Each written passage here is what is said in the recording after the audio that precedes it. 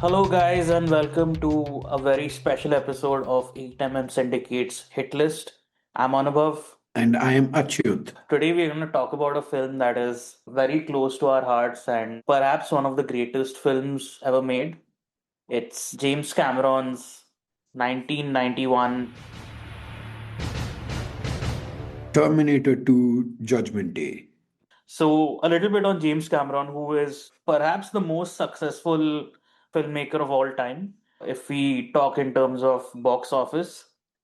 Before he became this, industry stalwart, he was a trucker in Canada. Wait, what? This I did not know. What, you didn't know this? No, I mean, yeah, I know he's Canadian, but I thought he was, always working in VFX studios as an assistant and doing script rewrites and stuff like that. No, he sort of dropped out of college and he was doing like odd jobs, and most famously, he was a trucker and he used to do like a lot of drugs like LSD and ganja and all that. Mm. But at that time, what he started doing was he became like a self-taught learner of science and filmmaking. He used to read about optical effects, he used to read physics, and like he was an autodidact, which he remained throughout his career and life. Hmm. Which explains why he was such a savant. Yeah, yeah, he's kind of a crazy guy. So he got some money from somewhere to make his first short film, which was a science fiction short film, which I haven't seen and I haven't been able to find. Many of the filmmakers, many of the great filmmakers like Scorsese and Coppola, they all got their start under producer of B movies called Roger Corman. Yeah. He started working in the special effects department under Roger Corman. Yep. Like there is a photo of him doing a matte painting for a Roger Corman film. I've seen that photo. I think that was from John Carpenter's Escape from New York. So after that, because of his chops as a sort of visual effects director of sorts, he worked as a visual effects director on Piranha 1, which is a sort of a Jaws ripoff.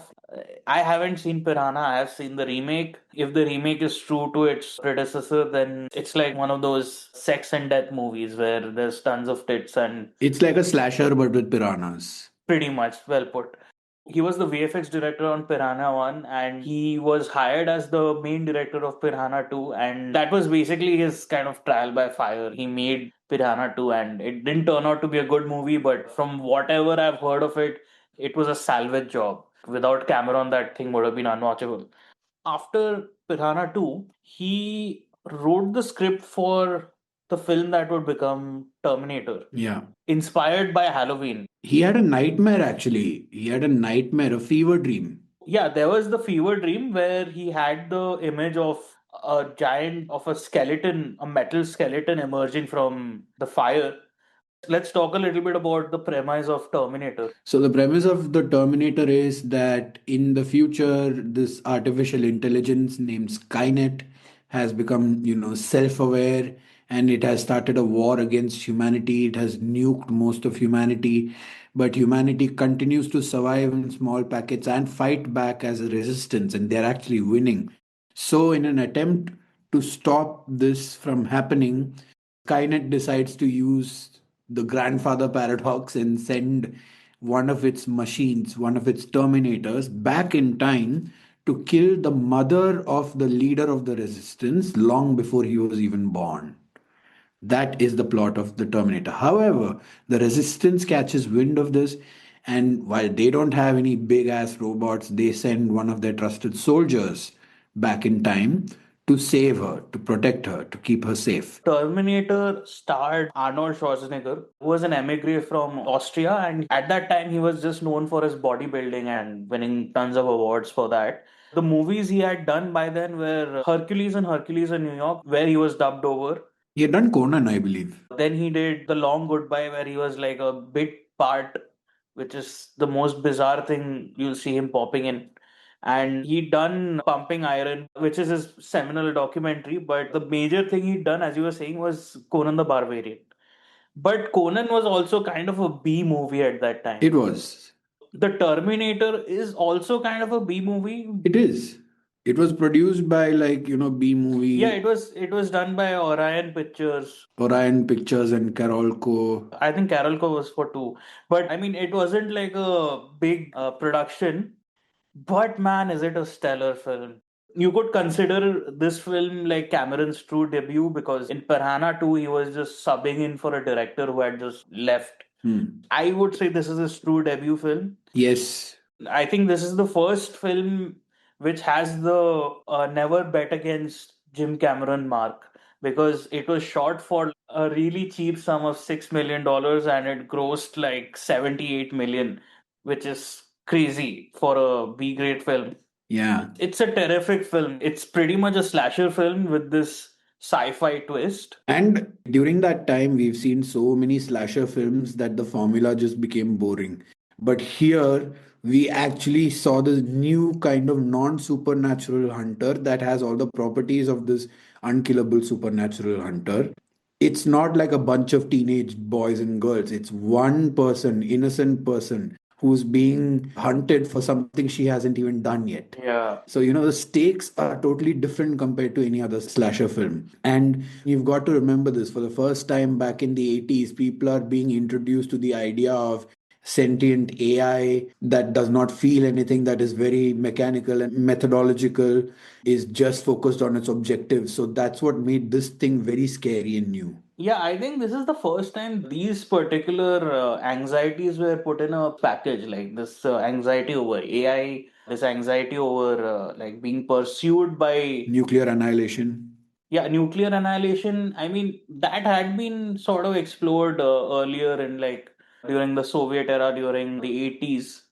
I mean, this is an 80s film, so of course the nuclear annihilation anxiety was potent, but it was the first time it was packaged in a slasher movie format, and it is a great science fiction tale as well because as the film progresses, the woman who is being pursued, Sarah Connor, played by Linda Hamilton, falls in love with the soldier from the future, Kyle Reese, played by Michael Biehn.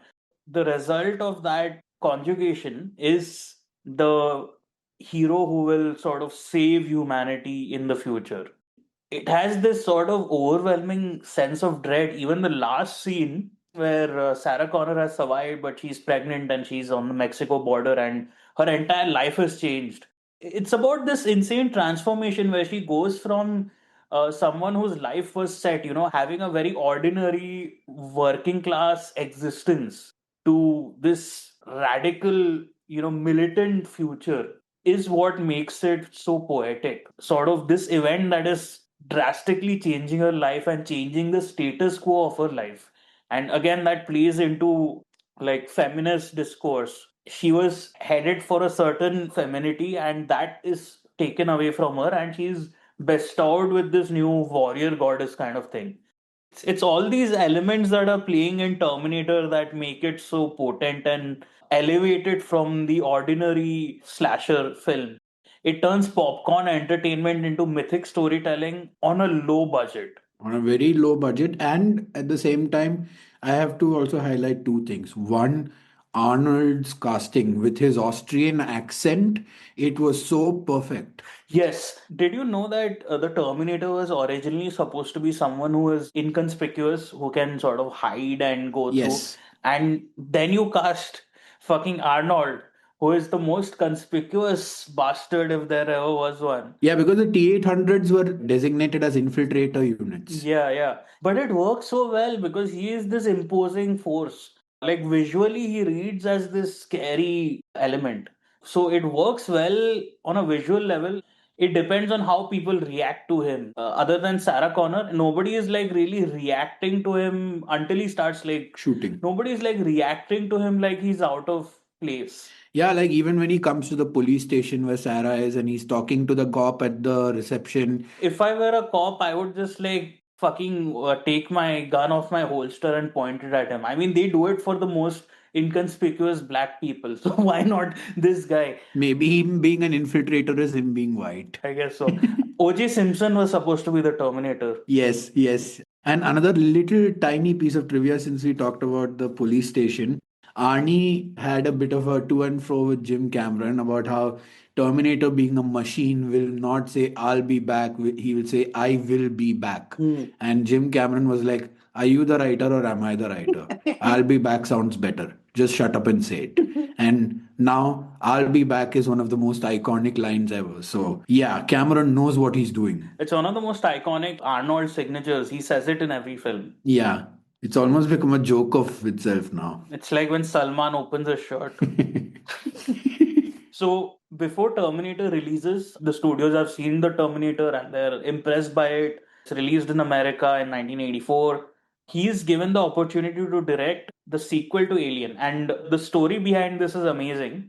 When he was pitching the sequel to Alien, he wrote Alien on a board and he added the dollar sign next to it. Yeah. So it would be aliens with the S being a dollar sign, and they instantly hired him after that. I mean, That's another thing that we have to give Cameron great credit for, which is that he knows what will make money and resonate with the masses. yeah, but I feel there is a kernel of Terminator in Aliens. So Aliens, he had a really tough time directing because he was directing it in the UK. Yeah, with UK crews. Yeah, so the UK crew had not seen Terminator. To the UK crew, he was basically a green American guy who was kind of like who doesn't know what his job is. And he's taking over from Ridley fucking Scott. Yeah, so he clashed a lot with the UK crew. What happened was he organized a screening of Terminator for the UK crew, and a lot of them didn't come. But those who came, they realized, oh fuck, this guy actually knows his shit.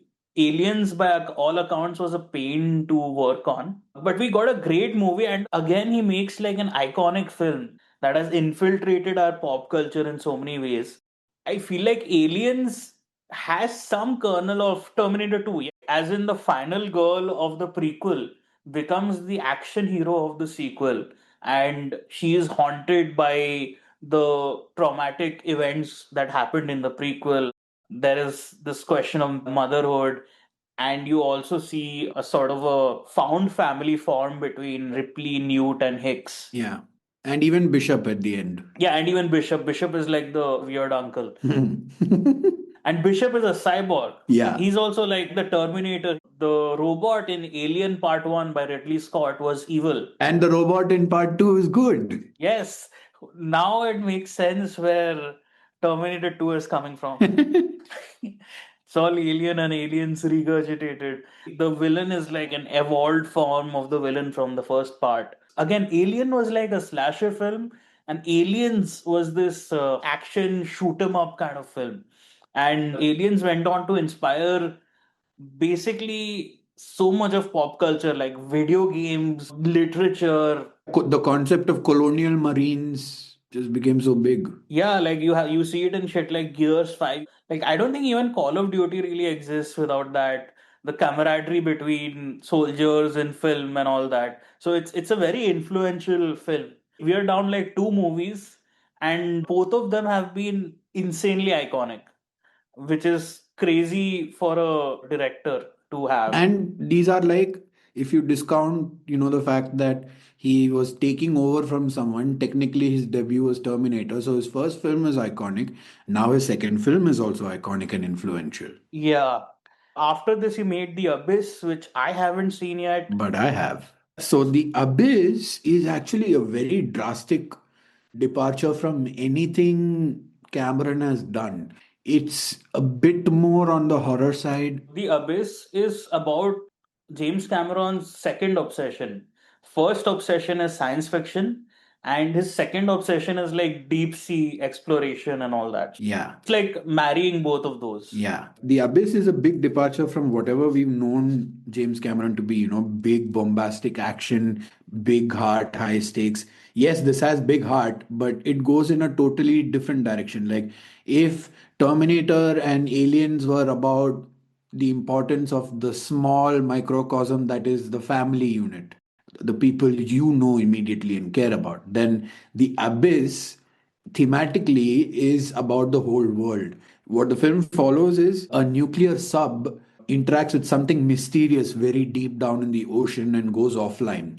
And so some marines take on this newly built experimental oil rig repair structure that can move underwater. It's like a big platform that can move underwater. And they take it all the way to the sub, and they're trying to figure out what happened and also disarm the warheads in the sub. This is during the height of Cold War. There's a Russian ship that has also caught wind of this sub disappearing, so Russians are also coming there. You have pressure sickness, you have paranoia, and then in the midst of it all, you also have these really deep sea alien creatures that have been living there. They're extraterrestrial creatures, I guess, that have been living there for ages and ages and ages. But now technology has evolved high enough that we are able to go down to that depths and cross paths with them. And so they are the ones that took down the original sub, and they have all sorts of powers. They can enter the mind, they control the seas, they look like jellyfish. We don't even know what they look like. They're these abstract things, but ultimately they're like humans are so close to destroying each other that maybe we will destroy humanity with a global tsunami. But then, heart and good nature and the perseverance of the lead character, Ed Harris, who has fought really hard to save his crew in the midst of all this. It shows these aliens that, maybe humanity deserves a chance to save itself. So it stands down all its impending tsunamis. And then we have a happy ending. But this is in the extended edition, by the way. I have not seen the theatrical cut. But in the theatrical cut, they largely downplay the whole tsunami thing. And they just make it about the sub and paranoid people facing pressure sickness. So they make it a normie film. Okay, okay. It sounds more like Solaris, weirdly enough. Yeah, but it's nothing like that. So Abyss is like, I think his least successful movie other than Piranha.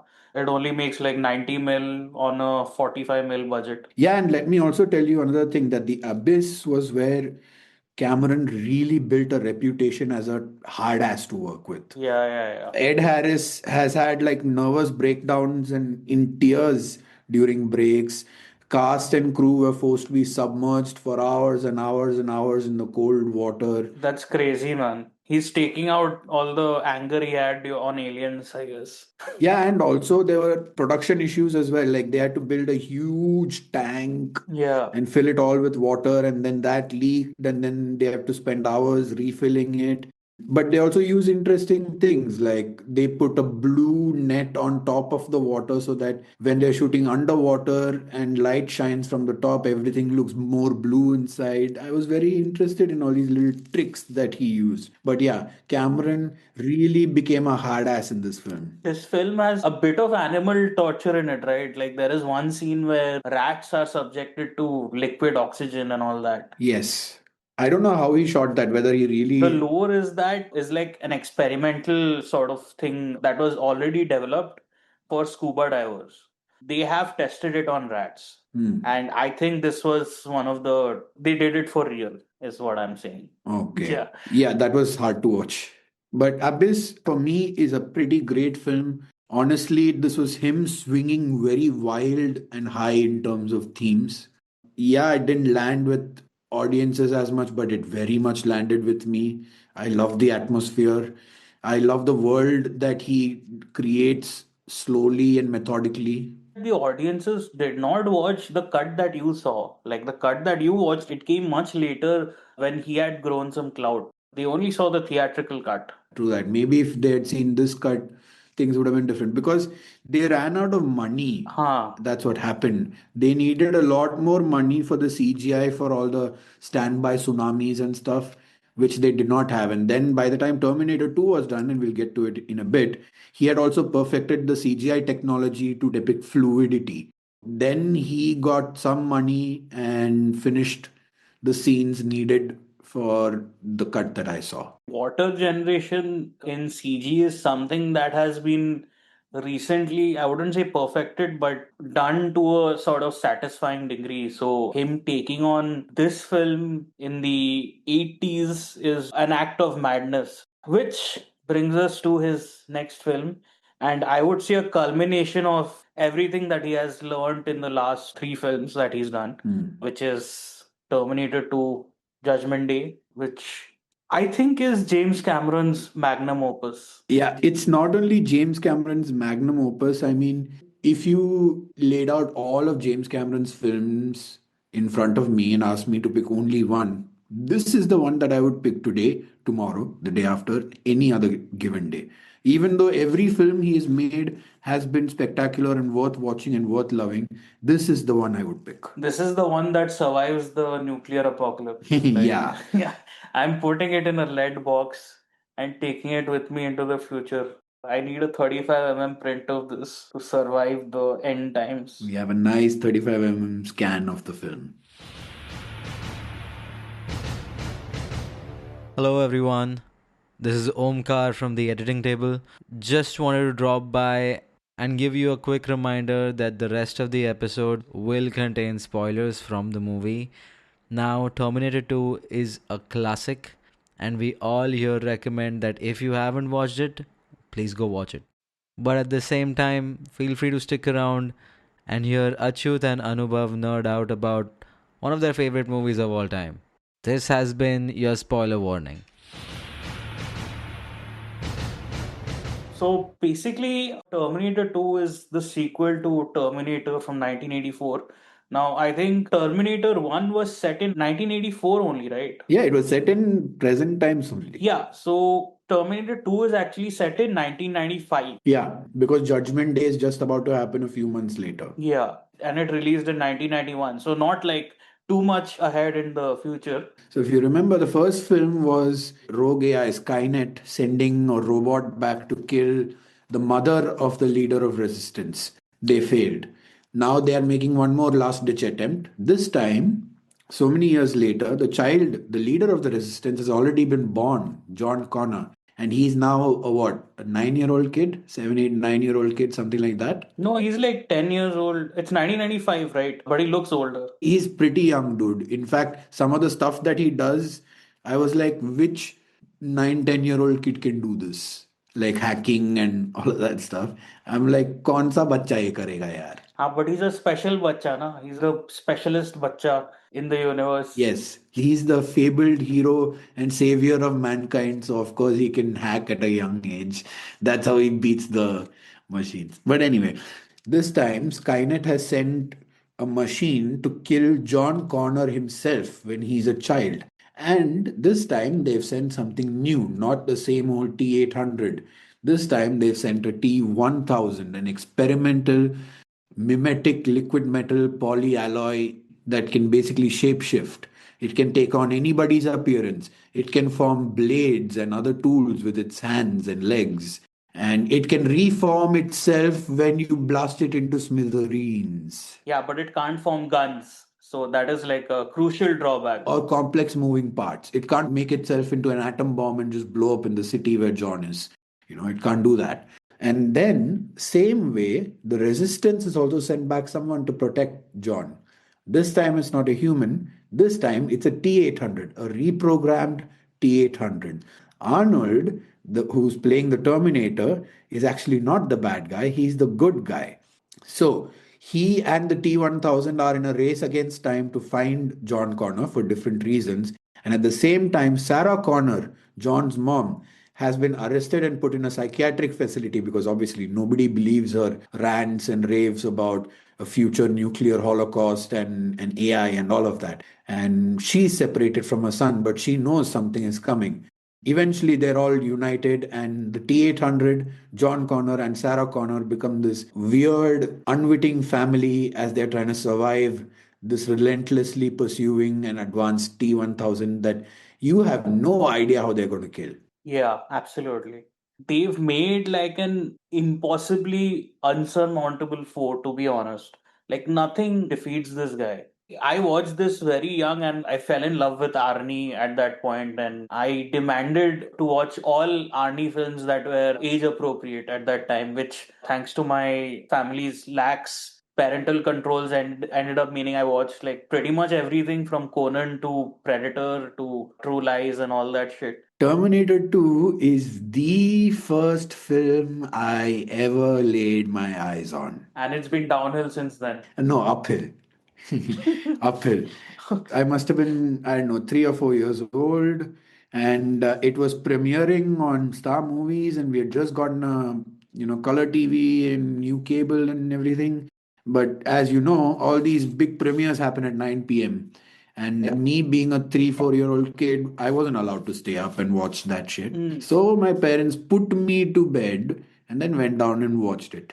And then I snuck back down. They're all glued to the TV.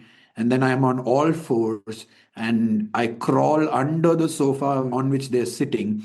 And for the entire runtime, I am quiet as fuck while the whole movie plays and I watch it all, lapping it up. I'm like, what the fuck is this? I don't understand shit, but it's so cool. And then after the movie, I crawl out and, everyone's laughing. But just like you, I went into an Arnie craze. Here also, the parental control was a little lax, and I got away with watching everything from True Lies to Predator to you name it. I mean, True Lies, when Jamie Lee Curtis dances sexy, I asked them what sexy was, and they were like, "Hey, it's another form of dance like Bharatnatyam." I'm like, okay. Yeah, I barely remember True Lies because it had women in it instead of Arnold. Why are you being such a sexist? No, that was 4-year-old me. I just wanted to see Arnold do cool Arnold shit. Yeah. I like my women like Sarah Connor. I don't think that's changed much. I have seen this movie so many times. I have seen sequences from this film so many times. It has some of the most. I was just rewatching it and I was going, this is an iconic scene. And the scene after that, I was like, this is an iconic scene. This is a perfect scene. This is a great scene. And you have like one iconic scene leading into another iconic image, and then it leads into another iconic scene, and the whole movie is like that. It's just hit after hit after hit. It's like a Beatles album, it's great song after great song. Depends on the album. I think Terminator 2 is most well known as like an action film. Yes. And I think it really excels in that. There are a lot of chases. Amazing, amazing chases. I mean, the first major chase is a three-way chase between Arnold, the T-1000, and John Connor. John Connor's on this, rat bike of sorts that can only go so fast. The T-1000 is on this big truck, and then Arnold is on this Harley Davidson Fat Boy, and they are all chasing each other through the canals of Hollywood. Yeah, the canals. The location is so iconic. Like in an action sequence. Are you talking about the bit where T-1000 crashes through the bridge and comes down into the canal in slow motion? Yeah, all that stuff is there. But like, what is crucial about it is that it has many moving parts. You're following three characters through a very like beach-looking space. What keeps you on track of all these characters is the sound. John's dirt bike has a certain sound. The truck that the T-1000 uses has a certain sound.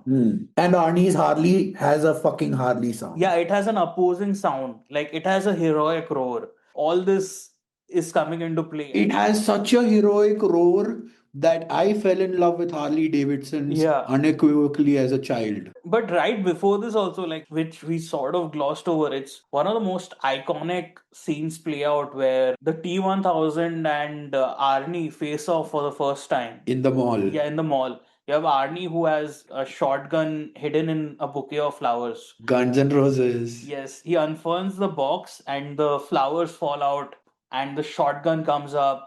The T-1000 raises his gun. And there is one more shot right after this in slow motion where the flowers have fallen to the ground and he's just stepping over them while he's cocking the shotgun. Yeah. So up until this moment, he's like seen as the villain. So like this is that sort of key role reversal kind of moment as well. Turn. Yeah, where the film sort of lays out all its cards. Yeah, because for people viewing it without any knowledge, they've just viewed Terminator 1. Well, they'll see Arnold, they'll associate him, his Terminator character, as a villain. And then you've got this smaller guy as a T-1000. He's a cop. He could be a good guy, but then we see him killing people readily, so you know that he's a bad guy. I don't think we see him like really killing people. I don't think we see either of the Terminators like really killing people. Like whatever killing is done, it's off screen. Like he goes to the cop, but you don't see what happens with the cop, right? Correct. It cuts off. And then we just see him come in the cop uniform. You're right. So that way, in the shopping mall, when these two are set to collide,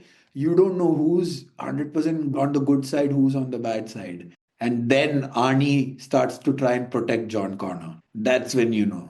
And I just have to also comment on one thing, which is the dichotomy of having Arnie cast as the T-800 and Robert Patrick being cast as the T-1000. You know, you mentioned how the Terminator is supposed to be an inconspicuous thing in the first film. Which Robert Patrick is. Yeah. I remember reading about Cameron's thoughts that if the Arnold's T-800 is a Panzer tank, Yeah. then he wanted the T-1000 to be like a Porsche, Yeah. refined, smooth. That really works. Like, that is really communicated in the film. Like, of course, the movement and posture and all that. Like, the T-1000 has very sleek movements. It's got a lot of nodding. He uses his head a lot. If you see, Very. Robert Patrick is using his head quite a bit, very snake-like. Arnie is, of course, like very controlled in his movements and all that. A tree. Yeah, like a living statue. This action scene is kind of Terminator 1 in microcosm, because what happens is Arnie rescues John Connor on his bike, and he's rushing forward, and then they go to an area which causes the truck that the T-1000 is in to overturn. It overturns and crashes. There is a lower height bridge, Yeah. over there. So the truck isn't able to go through it. So the truck's roof completely gets pummeled and it gets stuck over there. Then he just gets up and kicks out the glass and everything. And now it's like a convertible truck of sorts. But then Arnie takes out his shotgun and shoots one of the tires. That causes the truck to lose control and crash into the wall. And then its oil tank is bleeding oil, and Arnie shoots that oil tank, and the truck goes into flames. How many times have you seen this film? I don't know, man. I'm not keeping count, but I can recall every scene. Yeah, it seems like, because you were on the money. So basically, what happens is there's a similar scene in Terminator 1 where they've defeated the Terminator in similar circumstances. They basically blow up a tank or something. Yeah, like Kyle Reese throws a piece of bomb into the truck's exhaust, and the truck is a gas truck. So the whole truck goes up in flames, and they think they've defeated the Terminator. Yeah, and then the endoskeleton comes out. Oh, man. And similar to that, in this is the first time we see the T-1000's liquid metal form. Correct. This is like state of the art special effects. Yeah. Which is like an evolution from the effects of the Abyss. Basically, he's simulated fluids, and this guy is just like a metal fluid, like mercury in the shape of a man walking out of the flames. Yeah. This is basically where things kind of go off the rails, as in, like, in a good way. Basically, this is James Cameron announcing this isn't Terminator 1. Yeah. Then the plot starts really propelling from this moment on, because now the Terminator is with John Connor. So he's got his target to secure. Yeah. And the T-1000 is still after them. Now what do? Do they escape? No. John Connor says, no, we have to also save my mom. Because the Terminator tells him that if he were the T-1000, then the next highest probability of acquiring John Connor would be with Sarah Connor, to find Sarah Connor and be her and imitate her. And while they're having this conversation, they are in this shady back alley or something. And John is sort of debating with the Terminator angrily that they should do this. Terminator saying no. And John is saying, let me go. Help me, let me go. Because the Terminator is grabbing him. Two punks hear this and come to see if John needs any help. But at this time, as soon as John says, let me go, the Terminator immediately lets him go. So John realizes the Terminator has to do everything John says. It's one of Terminator's operational parameters. So then these punks come in, and John just casually tells the Terminator to deal with them. And when the Terminator's about to, shoot them, John immediately stops him and then sets in one ground rule, that human life is valuable. You cannot just kill, even if you are a Terminator. Find some other way to deal with shit. This is a great character building moment for John, I feel, because John has been established as this kind of delinquent throughout, and his delinquency is also a result of how his mom has been throughout his childhood, which is she has been training him to be a soldier and not really given him a childhood. You kind of get the notion that everything that Sarah Connor has done has been to ensure that John becomes this leader. So that's how he knows how to hack. That's how he knows, like, quick thinking. And Yeah. here you get to see him like tasting being a leader for a second. Like the Terminator is his first soldier. among other things that we'll get to as the movie progresses. But the Terminator is his first Yes. soldier, and this is the perfect soldier. In a twisted way, this is the perfect toy for John Connor to have. And John Connor also shows his kind of human side by saying that you can't kill and like wanting to save his mother. But before this, they also put a call into John's foster parents, which I find very. Yeah. It's a cool scene where. It's a very cool scene. Where we basically get to know, we get to understand the T-1000's deadliness and coldness. And capability as well. They call John's foster parents, and foster mom answers the phone. She's chopping veggies. She's unnaturally sweet to John. Played by Vasquez from Aliens. Yeah, played by the actress who played Vasquez in Aliens. Janet Goldstein. She's a Cameron regular, by the way. She's there in Titanic as well. But anyway, so she's chopping veggies for dinner. She's unnaturally sweet. Their dog is barking a lot outside. And the foster dad is like, "Why is the goddamn dog barking? Hey, shut up!" And John can hear it all through the phone. And the foster mom knows it. She knows that this arrays suspicions. So immediately she extends her arm and it becomes a blade, and bam, through the mouth of the foster father. When John realizes that the mom is being too sweet, something is off, and the dog's barking, Arnie takes over the phone and he talks in John's voice. He gives the wrong name of the dog, right? And says, "I can hear Wolfie barking. Is everything okay?" And the foster mom says, "Yeah, Wolfie's just fine." But that's not the name of the dog. So Arnie realizes that, nope, these are not who they are. And he just keeps the phone and says one line: "Your foster parents are dead." Yeah. After that, there is actually a deleted scene, which I just discovered today. Where T-1000 goes and kills the dog. Yeah, where he kills the dog, and he also goes into John Connor's room. I think it's good they deleted it because it's kind of like, I think they tried to make him creepy, where he's sort of touching all of John's stuff and sort of scanning them with his liquid metal powers. It looks creepy in a very sexual way, not in a very Menacing way. not in a cold, unfeeling way. It's just creepy. And he finds in a secret compartment letters from Sarah Connor to John that she must have sent from somewhere. I have not seen this deleted scene. I have no idea why. I just saw this. It has some interesting visuals. Like, you get to know what John Connor's tastes and everything are, but like really, you don't need this scene. Meanwhile, Sarah Connor has been incarcerated in a mental asylum and In Pescadero State Psychiatric Hospital. yeah, she's gotten pretty ripped, if I might say so. Yeah, oh my god. Yeah, she's gotten like really fucking ripped. I mean, knowing the future would definitely turn you crazy. And it would turn you especially crazy in the eyes of the law. That's why she's there. And as we come to know through the backstory, that she's basically been mingling with like militia type people, outlaws and off the grid sort of militants. She's been going from one militant organization to another to learn as much as she can and prepare Yeah. and build connections.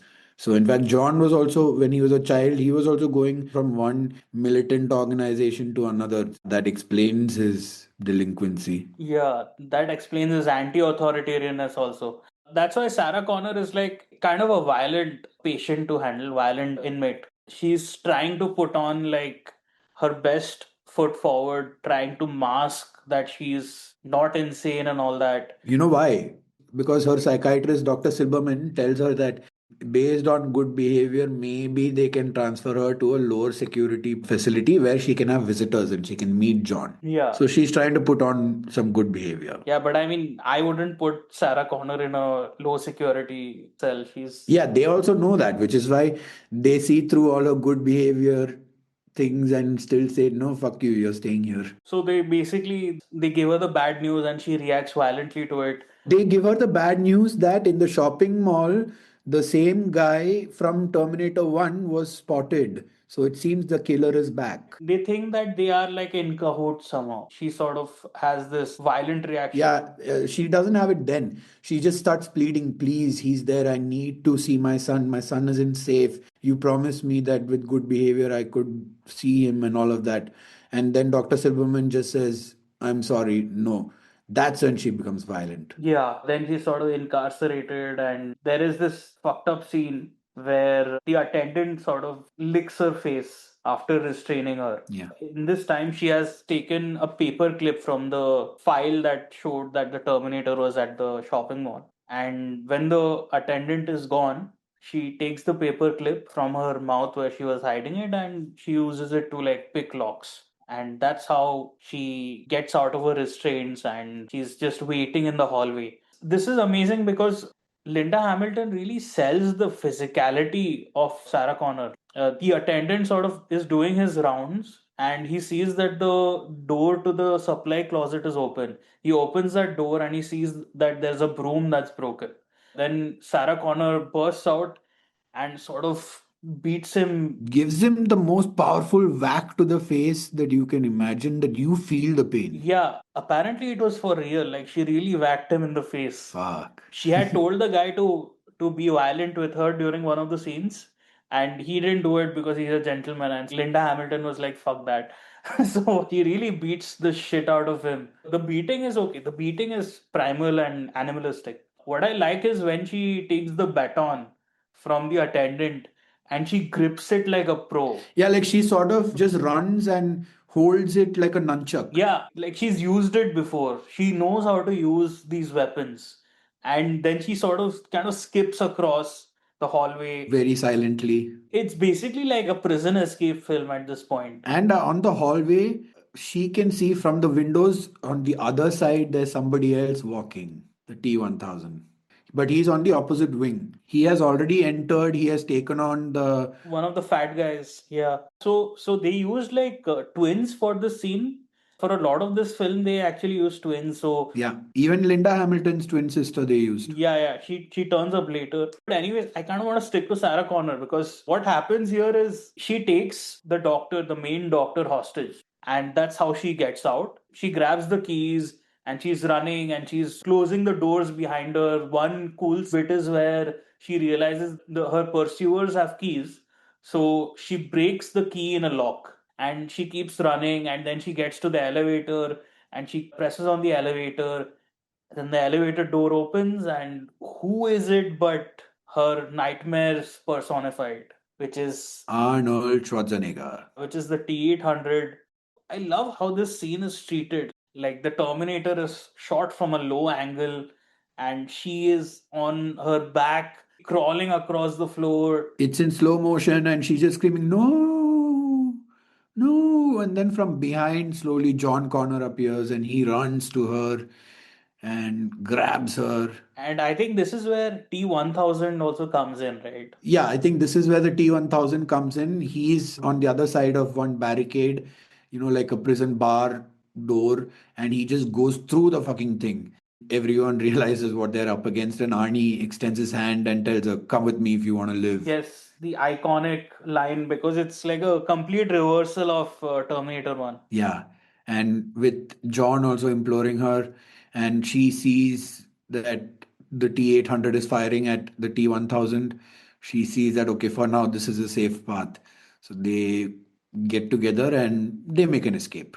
Yeah, and that leads to another action scene. This action scene, this chase scene is like stuck to my head. They make it to the lift, and the T-1000 is following them. First, the T-1000 tries to open the lift doors right there by putting his hands that are now blades and forcing it open. And then Arnie just takes a shotgun and to his face shoots it. So his face is like split in half and he pulls back while his face heals. Did you know how they did all the face stuff? It's apparently like vac metallized rubber, which is crazy because vac metal only works well with a certain kind of plastic. Okay. Like whatever they had on set was very fragile. And on top of that, they painted it with the face skin color and everything. It's astounding. Like it's very risky. It cracks. I have some collectibles with vac metallized rubber and some with vac metallized plastic. It's very brittle, the plastic one. The rubber one is flexible, but the vac metal can come off very easily.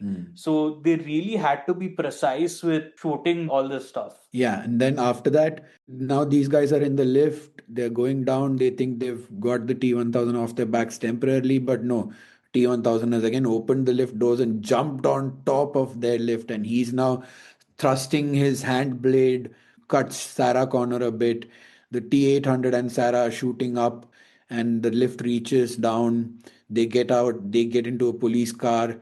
The T-1000 just cuts a hole into the lift, and then becomes a liquid and slides into the lift and gets out and starts running after them. And then they're all shooting from within the car. John is helping reload the guns. Terminator shooting, Sarah shooting. Eventually, the T-1000 manages to lunge onto the car and he's holding on to the car with makeshift hook like things that his arms have become, and he's trying to claw his way to the top of the car, but they manage to shoot him off just at the last moment. And then one small bit of his hook arms were still connected to the car. I love that bit. I love that bit. John just takes it and throws it out. And that bit eventually becomes liquid and joins back with the T-1000. And then they have a long conversation in the car. I think in the car, they have this bit where, I mean, this is where sort of John's arc comes in. They've just helped Sarah Connor escape. So she sort of reaches like across his body, and John thinks it's going for a hug, Yeah, but she's actually checking if he's got bullet holes. for injuries. And that makes John sad because he's like looking for a mom and he's too important to be a son. Like she can only see John as not like a son who needs affection and warmth, but a sort of an investment for the future. Like he's way too important to be a child, which is one of the things that really fucks with John. After this, the trio decide to lay low and sort of lick their wounds, so to say. This is the scene where they go to like this. I don't know if it's abandoned or something. It's a petrol pump and a garage. Yeah, so they just hide out. In the garage, Sarah Connor's wounds are staged. Yeah. Then in the office of the garage, they lay low while the Terminator guards the door. Over here, he just talks about himself, right? Like what he is and how he has been programmed. Yeah, and how he has a self learning switch that has been set to read only. No, that is only in the director's cut. In the theatrical, he says that he is adaptable and he can learn new things. So, whatever happens to the Terminator, if you're seeing the theatrical cut later on, it sort of makes very tenuous sense because he goes from this sort of steely robot to a warmer personality. The transformation feels a little magical, if I may be allowed to use that term in a science fiction movie. Yeah. But that's how it feels. I mean, it makes movie sense, but logically, it doesn't make complete sense.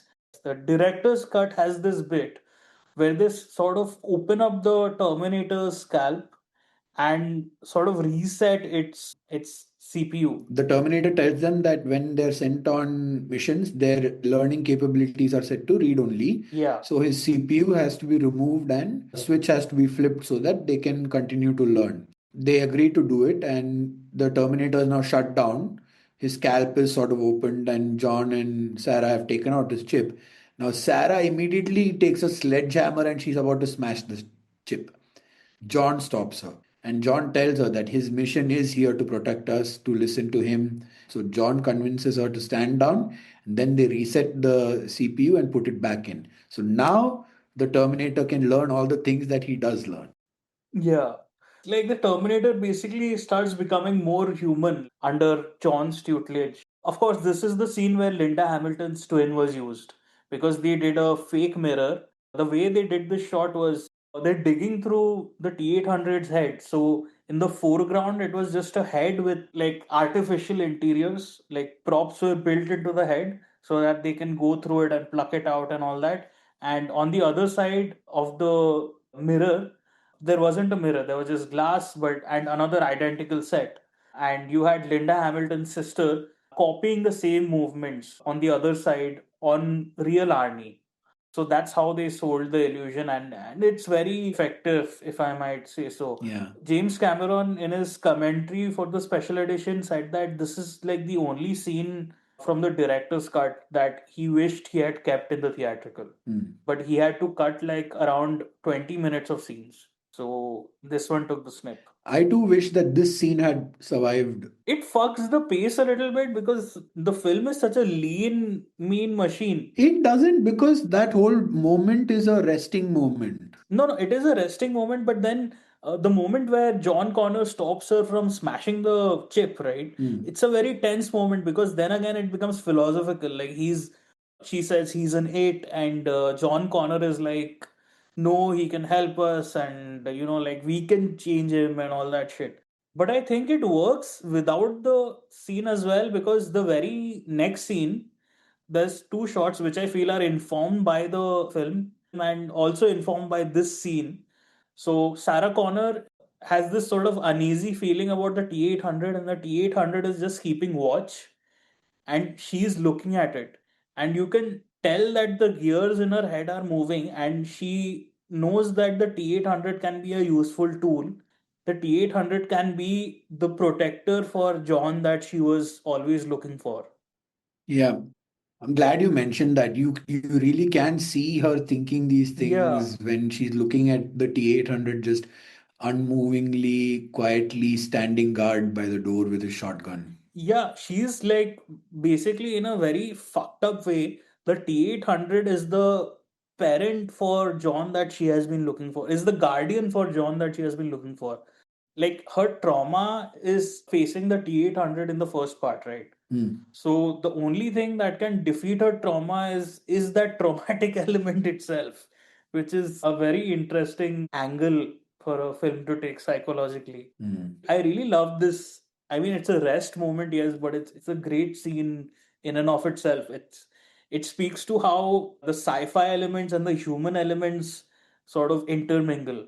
Yes, intermingle a lot, in fact. Yeah, which is what makes this potent. I mean, a lot of people see Terminator 2 as like an action film, but it's got this potent human science fiction story to it, which a lot of people forget.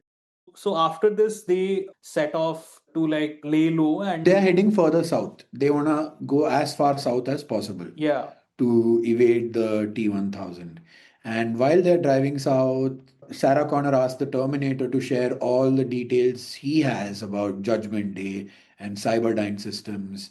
And so through his lowdown, she finds out that there's this guy named Miles Dyson, who is the chief architect of the chip that's like the progenitor to the Skynet chips that come later. So he is ground zero. So she knows that now. yeah, And then they make a stop at a gas station for some food and gas, and the Terminator and John see two kids playing with toy guns and like, I've got you, I've killed you, and this and that. Then John and the Terminator have this heartfelt moment of discussion where John is like, we are doomed, aren't we? And the Terminator is like, yeah, statistically human beings have a propensity to destroy each other.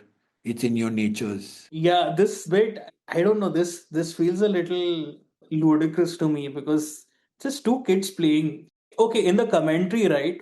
James Cameron has a big thing. Seeing children with guns is like anathema for him. They didn't even consider giving John Connor a gun. They were like, John Connor having a gun is a line that we do not want to cross. Hmm. They just wanted him to like supply the ammo and all that. For them, seeing kids with guns, Jim Cameron's liberal, ethos, that is like a poisonous image. He has some psychological apathy towards this particular imagery. I don't agree with you here in the sense that, yeah, it is kids playing, but if you think about it, Yeah, they are playing with guns. They are playing, I will kill you. It has become so cool and normalized. yeah. If you stop and think about it, kids shouldn't play about killing each other. Okay, I'll give you that, but which is interesting because this film, The Terminator, is sort of sworn to not kill anyone. Yeah. Yeah, I mean, there's a lot of Shown by John Connor to not kill anyone. yeah, there are a lot of bullets that are fired, and not many people die. In the director's cut, there is more to this scene. The smiling bit. Yeah, the smiling bit where John Connor is basically teaching D800 some stuff like where do you find the keys? How do you, slang like the famous hasta la vista baby? This is where it comes from. Like if someone giving you attitude, you say, chill out, dickwad. He says chill out and then something dickwad. And the Terminator combines them to show that he's learning how to put phrases. Oh, yes, yes, yes, yes, yes. Chill out, dickwad. In the special edition, there's a scene where John Connor teaches Arnold the T800 to smile, and it gives the most unnatural smile ever possible. It's like this funny moment. The thing about the T800 is that he's a bit like E.T. He's like every kid's sort of imaginary friend that they wish they were real. Like, You know what? I think that is why when I watched it as a kid, I felt so connected to the film. for me, also, it's the same thing. It's like my friend Arnold, Yes. That's why it's so appealing to kids despite being an R-rated film. I'll tell you my sort of psychological journey with this film. Like, as a kid, I used to identify with John Connor and his relationship with Arnold as this father figure come imaginary friend. Like, basically a toy. Like, he's a robot that I can control. It's no different from a lot of like E.T. or Mac and Me and shit like that. Like, psychologically, it's the same thing. As an adult in 2025, I really identify with Sarah Connor. Like her paranoia, her sort of Cassandra nature, that she knows that the world is fucked and why isn't anyone doing anything. Like some days I feel as crazy as her. That's the weird thing. Like there is this sort of weird family that is forming, and then they continue on their journey to basically Mexico. Yeah, to Mexico, and they meet up with one of Sarah Connor's older allies. Old rebel allies. Yeah. And turns out that Sarah, in preparation of the eventual war, had built a huge cache of weapons in this rebels' outpost, house, whatever the fuck you want to call it, base. Like a homestead. It's just him, his wife, his kid, and his brother or something. Okay, it's not like a big outpost or Yeah. something like that. It's all fucked up and broken down and all. It's more like a junkyard. Yeah. Sarah has taken them there because now their job is to collect as many weapons as possible and then continue. And when she sees Arnie and John bond and talk and high five each other, like John is teaching the Terminator how to high five down low and everything, and she's seeing all of this, then she remarks that the Terminator is the ideal guardian that John should always have. Always there, will never get drunk, too hungover to spend time, too sick to spend time, but will always be there. He says the Terminator would never stop, it would never leave him, and it would never hurt him. Never shout at him or get drunk and hit him or say it was too busy to spend time with him. It would always be there and it would die to protect him. Of all the would be fathers who came and went over the years, this thing, this machine, was the only one who measured up. In an insane world, it was the sanest choice. I remember that line always. In an insane world, that was the sanest choice. It's a lovely line. Yeah, what does that say about like Cameron's view of men? I mean, it's a very feminist movie from that angle. It sort of condemns men a lot. Sarah Connor, like ultimately, she blames men for the destruction of the world. So Cameron kind of has painted men as basically destructive and kind of golem without certain masculine traits, without the selfish traits of masculinity, the unselfish directives of masculinity, is projected as the perfect masculine figure, which I find is very interesting for Cameron at this time. Like, he's always been a feminist, especially for this era, but some of his later films are a bit kind of iffy on that. True Lies and bits of Avatar. So yeah, it's interesting to see him make this comment here, and I think this was after his divorce from Gail Ann Hurd. No, they divorced during Abyss. Was it? Gail Ann is still the producer. Yeah, he married Linda Hamilton after this. And basically, Linda Hamilton was like, I have a lot of mental issues, so I ruined both my marriages. So, yeah, it's a little bit of gossip to sprinkle in. This is also the spot where Sarah Connor sees a dream, right? She has a dream that she's viewing a young John Connor and a young Sarah Connor in a park with many other people, and then the nuclear bomb goes off. She basically sees an alternate life, like maybe the life she would have had if Kyle Reese never came into her life.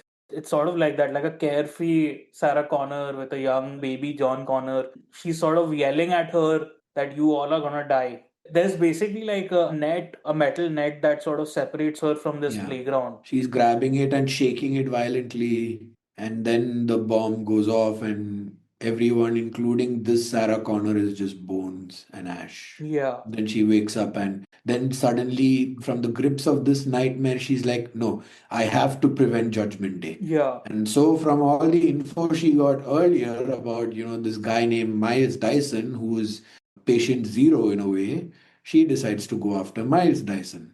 And so she just takes off.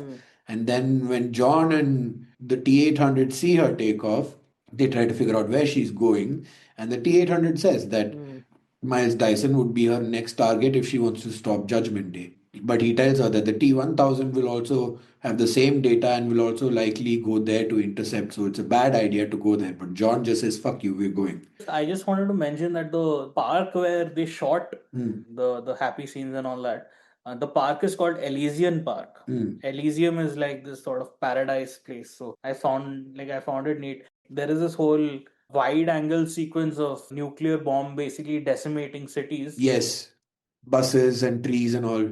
Cameron claims he got a note from a nuclear scientist who said that you have depicted the after effects of a nuclear war most accurately. I don't know if Cameron is bloviating, but I mean, it's kind of scary to consider that he's come this close and with such a nightmarish vision.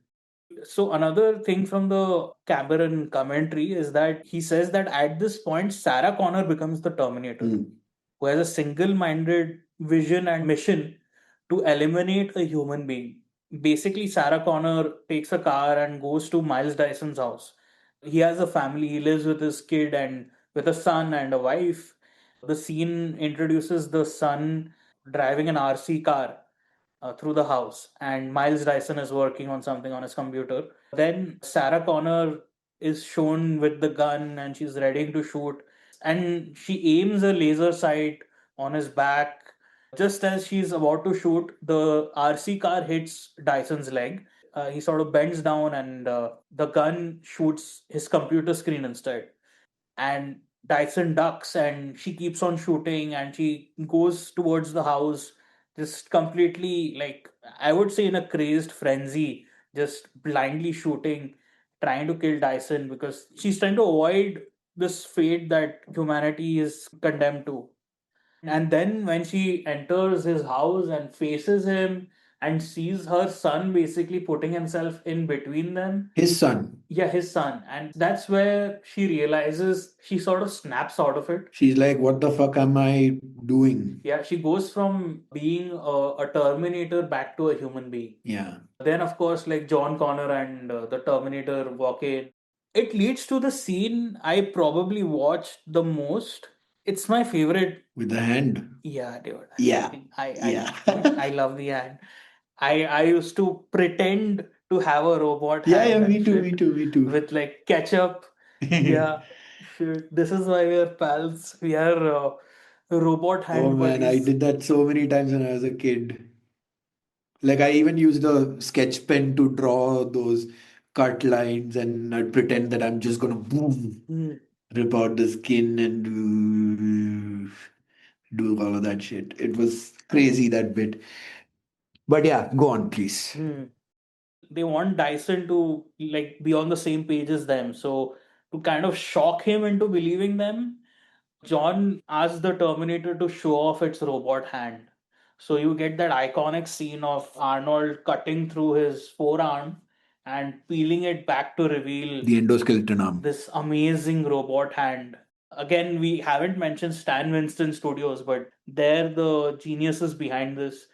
The way they achieved it is basically Arnold's elbow is out of frame, so they put another hand in the foreground, like a separate mechanical hydraulic hand, and that's how they execute it. And then they sit Miles Dyson down and tell him about what is going to happen. One big context is there. We have a very early scene in the film where Miles Dyson is at the factory and he goes inside a secret area and everything with his Yeah, lock and key and everything. And there is the same endoskeleton arm from the T-800 of the first film. So he knows exactly what he's looking at right now when Arnie is peeling off his skin and showing him the arm. He knows what he's looking at. yeah, true. That's what really convinces Yeah. him to sit the fuck down and listen. And then they give him the full lowdown about what his creation is eventually going to lead to Skynet and Judgment Day. There's a poetic line. Sarah Connor narrates that he hears the history of things to come. Yeah, I find that quite poetic. And then Sarah Connor kind of goes on a rant Yeah. about men being like destroyers, and do you know what it actually means to create something? Like men like you thought up the idea of the atomic bomb Yeah. and you thought it up and you did it. So men like you can keep building weapons of mass destruction. Yeah. And then John just cuts her off and like, we need to be a little more productive here. Yeah. And again, showing his leadership chops. Yeah, I mean, true. But one key line from Sarah Connor, which is again playing into the feminist angle of this film, this very like, I wouldn't say radical feminist, but like, I mean, Jim Cameron is woke, but not that woke. She says, you don't know what it's like to really create something, to create a life, to feel it growing inside of you. All you know is death and destruction. Yeah, and then that's when John cuts her off. That's when she's like, Mom, we need to be a little productive here. So then Miles Tyson and his wife and all, they're like, well, now that we know what's going to happen, I mean, there's no way that we're going to work on this. No, no, no. This is done. This is done. I can't have the deaths of a billion people on my hands. Then Sarah and the Terminator are like, but we have to also erase every bit of work that already has been done and exists. Nothing can be used to rework it all again. So they decide to go to the main office building of Cyberdyne Systems to blow it to kingdom come. So we've had like a chase movie, some hand-to-hand fisticuffs, which we actually didn't really talk about, where the T1000 and the T800 face off for the first time. In the mall. Yeah, in the mall, and there's very physical sort of confrontation between them. Then we got a chase. Then we got another chase, and now it's a heist movie. Yeah. This is giving us different flavors of movie within the same thing, and the anchor through it is like this found family, oddball family concept, which is again like as we discussed earlier, it's reminiscent of Aliens in a way. I guess we see that theme in Avatar also. No, but in Avatar, it's not a found family. It's like he literally makes that family. The family is pretty conventional. The only thing is that the mom is like a 9 foot tall alien. Okay, fine. Aliens and this film, the found family theme. So, of course, like Ellen Ripley is very resonant with Sarah Connor, I feel. The final girl becoming the action hero. So, anyways, they've roped in Miles Dyson into their little twisted family. He also comes along to help them break into Cyberdyne Systems, basically destroy all the work that Cyberdyne Systems has done that will lead to Skynet. They sort of incapacitate a security guard and head upstairs, and in the meantime there is another security guard that has come out to replace him, and he finds that this guard has been incapacitated, and he sets off the alarm, and that's where all hell kind of breaks loose. Then you get a small scene of the T1000 at Miles Dyson's house. He discovers that everything has been destroyed, and then he gets a note from dispatch that everyone is being deployed to Cyberdyne Systems, and he also races there. So meanwhile, before the T1000 gets there, there's like an insane amount of cops that have reached Cyberdyne. Especially since now the reports have gone out that Sarah Connor, the escaped psychiatric Yeah, prisoner, and the T800, who's wanted from the 1984 police station shootings from the first movie, where the evil Arnold did all of that.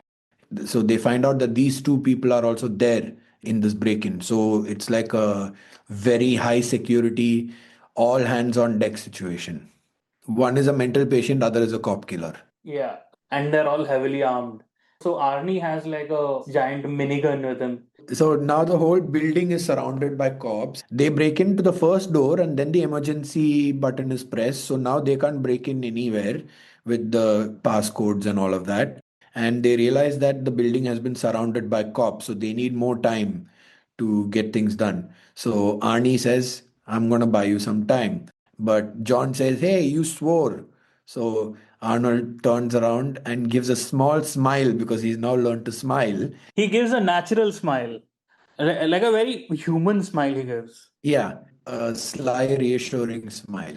And he just says, trust me. And then he just walks out to one of the windows, kicks out a desk and smashes the window open. And he's standing there and he's scanning, all the cop cars, all the cops down there, taking full stock. Then he takes out his minigun and starts firing. He's firing everywhere. Every car is hit. All the ground is hit, but not a single cop is hit. He finishes his entire minigun. These cops have now run much further behind because they're like, oh my god, this fucker's got a minigun. So they're all taking cover. He dispatches of all their cars and everything. Then his minigun is out of bullets and he takes out his grenade launcher and he starts blowing a few of their cars up. And then he does one more scan. Casualties zero point 0.0. So he's kept his word to John while intimidating them and buying enough time for the others inside to do something. Then he goes back inside, and when they are unable to open a door, he just uses his grenade launcher and blows the fucking door open. Yeah. They're inside the Sanctum Sanctorum. Yeah, meanwhile, John has been doing his hacking skills. Basically, you need two keys to open the vault Yeah. that leads to the elements from the original T-800. So he's getting one key, and Miles Dyson and Sarah Connor are getting the other. This is a good place for them to show off John Connor's skills. And Like basically, because the security guards have pressed the emergency button, now no passcodes work. So Miles Dyson's passcodes don't work. So now John uses his old hacking tricks to get past the code requirement and he unlocks the second key. And then him and Miles they enter the area where the arm and the smashed chip of the first T-800 are there. So they take both of it to destroy it for good. And then they rig explosive barrels all across the floor. And just when they are ready to leave, cops burst in. yeah, The cops enter, they open fire, and Miles is shot. He's holding on for dear life. Sarah is hiding behind cover somewhere else. And the cops are slowly coming in and they reach Miles, and Miles has the detonator to all the explosives. And he's like, I don't know how much longer I can keep this going. dude, even as a child, this scene like it didn't make much. I mean, I probably watched Terminator before I understood death. So this scene made a huge mark on me because of Miles Dyson's breathing. Yes. Yeah, he's like breathing very like roughly and quickly. Then it's going out. Basically, he's holding a weight and it falls on the detonator and it blows up. It's a haunting scene because it's like he's been martyred or something. It's a hero's death. It's basically Frankenstein destroying his monster. That is the mythic quality that it has. Like when I didn't understand it, it was quite momentous. When I understand it, the tragedy of it is very potent. I really like Miles Dyson as a character, even though we don't really see him much. Me too. Just to skip back a little bit, the scene after he hears from the Terminator what the future is going to be when they're sitting in his home, the expression on his face is haunting. And he says, I think I'm going to throw up. Yeah. And there's even a voiceover that says, like, it's not every day that you find out you're responsible for the deaths of billions of people. And he took it well, considering. Yeah. Joe Morton is the actor of Miles Dyson. Joe Morton, yes. Yeah. I saw him in pretty much reprise the role as Cyborg's dad in Batman vs. Superman. Yeah. Justice League, not Batman versus Superman. Yeah, yeah. Now is the scene where Miles is shot, he's about to die, and he warns the cops that he can't hold on to the detonator much longer. So the cops skedaddle. The Terminator also helps Sarah escape with them, and so the Terminator, Sarah, and John are in a lift going down. Miles Dyson dies. Kaboom! The entire floor goes into a blaze of glory. My God, that's a huge explosion that they pulled off with practical effects back then. Oh my God. usually all these explosions, when you see them in typical action films, they have like a cool factor. Usually there's a hero walking in front of them. A lot of these explosions are just like, I mean, yeah, this Miles Dyson one is impactful, but when you see all the cars getting blown up and all, it's like it's all narratively impactful. It's not a typical action movie explosion, is what I'm saying. It's not noise. It's not noise, it's not glorified. There's a purpose. Yeah, there's like a storytelling narrative purpose behind all this stuff. And I mean, hell, them blowing up Cyberdyne is them trying to prevent Judgment Day. So. Yeah. So I mean technically they now have prevented. Not yet. They still have the smashed chip and the arm of the first Terminator, which they still have to destroy. But they have bigger problems now. The T-1000 is here. And the T-1000, who has come here on a bike, he sees a helicopter and he's like, okay, helicopter is better than a bike right now. Before the T-1000 arrives on the scene, there is another sequence that I love in which I think there's tear gas or something in the lobby of Cyberdyne. They've just come out of the elevator, Sarah, John, and Terminator. They're being gassed, and there's a SWAT team that is coming to intercept them. The Terminator is like, he tells them to wait. He goes out. He's slowly walking and they are all opening fire at him, okay? And we slowly see his face getting more and more bloodied, more metal is showing under the skin, but he's still slowly walking. And then he gets there and he just shoots them all on their knees and just takes them out that way. He basically gets the tear gas gun. Then he gets the tear gas gun and shoots that on them, like shoots their ass. He shoots one guy on his ass with. Yeah, yeah. I love this scene, dude. Yeah, yeah. And then he goes out and grabs a SWAT truck and rams it back into the building and extracts Sarah and John, and they escape in the truck. So the T-1000 is actually on the second floor where they've blown everything up. Yes. He's surveying everything and then he's peeking out. He sees the SWAT truck, the SWAT car going, and he realizes they've escaped in that. And then he sees the helicopter and he jumps onto the helicopter. And I love the effects here. They're insane for like 1991. He sort of goes in a liquid form inside. He jumps onto the helicopter, uses his head to butt and create a crack on the windshield.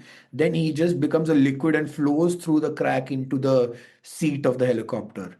And then he just turns around and looks at the pilot and says, "Get out." When he's in liquid form, right, you can see the reflection of the guy who's piloting the helicopter. Yes. Yeah, Yes. it's crazy. And so now T-1000 is in a chopper.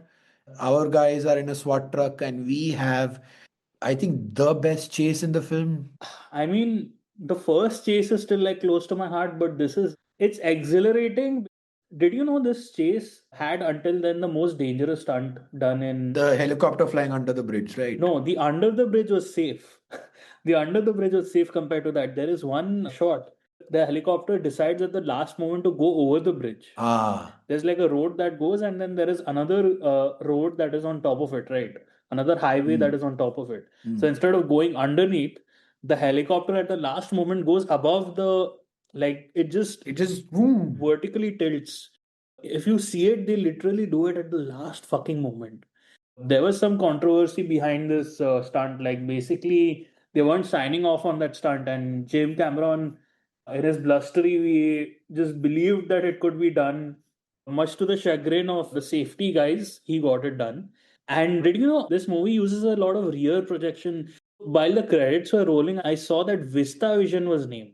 I was wondering, this is not a VistaVision film, so where the fuck did they use it? A lot of the chases are rear projected, so they were shot on set. The car was shot on set, and the background was projected on a screen. They shot all the slates, which is the shot of the road and everything. They shot those on VistaVision. For the extra wide. Extra, like, large. We know the scope of VistaVision, having seen like Brutalist and One Battle After Another. So we know the scope of VistaVision and how vast it is. So they basically used the VistaVision as the background plates for the car chases and all that, which is why it looks so good. This is the highest resolution you could go at that time. Dude, if you hadn't told me, I swear I wouldn't have figured out that they have actually done rear projection for the close-ups in the chase. I thought like they shot it on location with the vehicle being driven by someone else. If there are any shots where the axis changes, right? Like if the car is turning or making an arc, then it's shot on location. But if it's a car just moving in one plane, just moving straight, chances are that that's been shot using this VistaVision plate.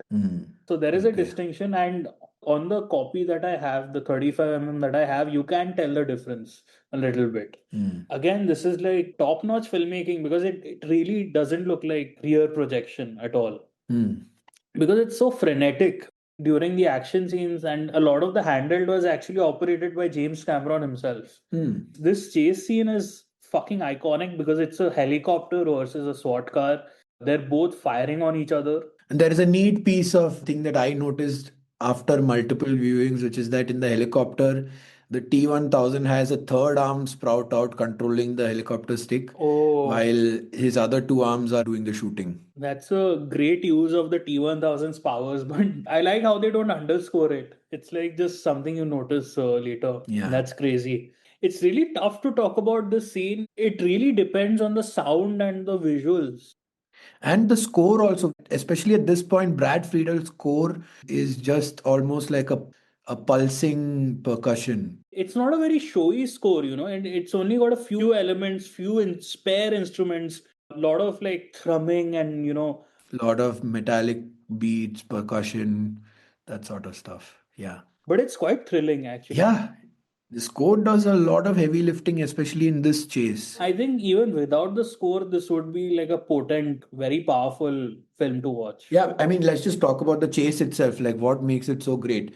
We've got this helicopter that's way faster than a SWAT truck, but the helicopter has to navigate the highway, the roads, Yeah. and the T-1000 is trying to shoot them down.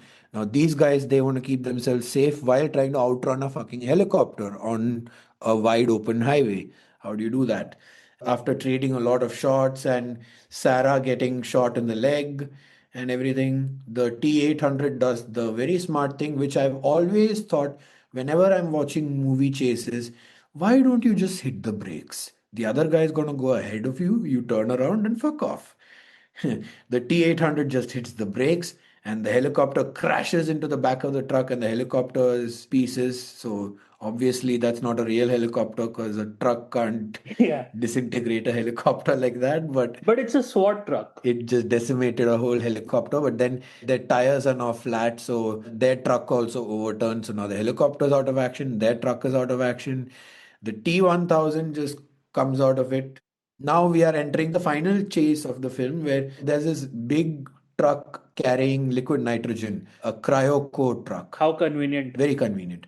And a guy stops at the helicopter crash and he's like, "Oh, hey, buddy, are you okay?" And the T-1000 is like, "Fuck you," and kills him and takes his truck and starts driving towards the crashed SWAT truck. Arnie and co, they are met with a gardener who has also stopped. So they take a gardener's truck. They are being chased by an 18-wheel rig. So you can imagine which one is more powerful. Eventually, these guys can't keep up the speed. So Arnie asks John or Sarah, one of them, to take the wheel.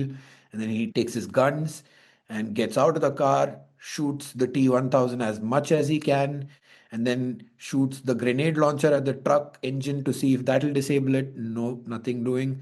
Then he just gets onto the truck. He climbs onto the truck from their car, just turns the steering wheel fully in one direction, and the truck turns and the momentum pushes it on its side and it's now sliding towards the factory. They're all running towards a big steel factory.